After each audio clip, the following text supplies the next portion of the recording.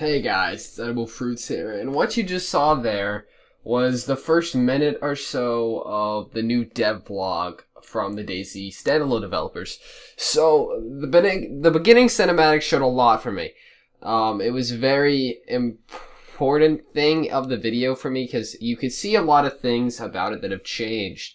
So I'm gonna go ahead and go through a couple things. So I'm gonna show you just a couple screenshots right here. What this is. You can see on the guns, particularly, all the weapon attachments and things. You can show how they've been implemented.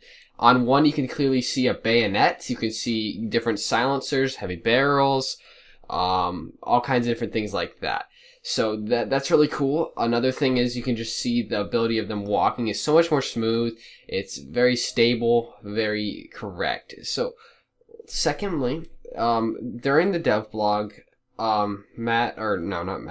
Rocket really told us why the alpha isn't out yet. So basically this devlog was meant for the milestone of July. July is over, so they released the devlog. So they basically went over and said it. It was just they're not ready. The game's not right yet, and here's a couple reasons. It's just the multiplayer system.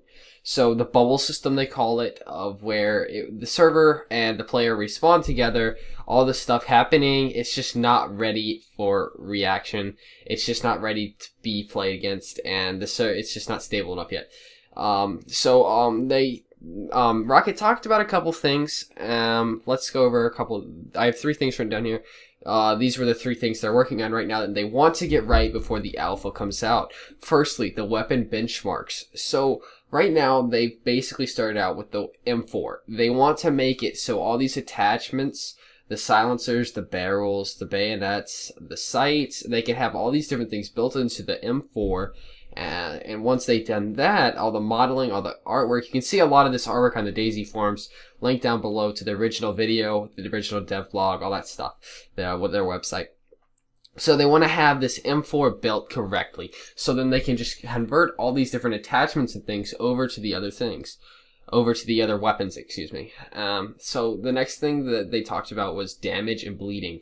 So right now, if you look in DayZ, so say you get shot in the chest, it's gonna spew out blood from everywhere, random parts of your body.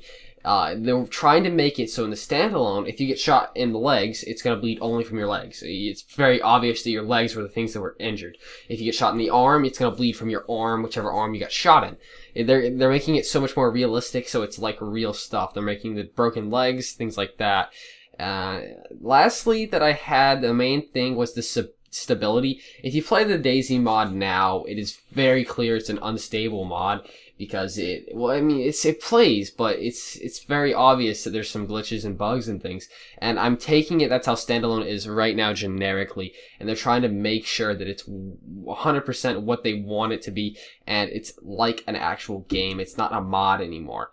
So basically, right now, I'm gonna say, at the beginning, before I watched this video, I was very skeptical about what DayZ Standalone was gonna be. I was actually kind of I honestly think DayZ Standalone was going to suck. That was just number one thing. After I've watched this, they've made so many improvements. The game looks so much better. It just is coming together into an awesome game, and I'm excited for this now. I'm finally getting the excitement that I wanted from this. So, thank you guys so much for watching. Expect more DayZ Standalone news in the future, and I'll see you guys later.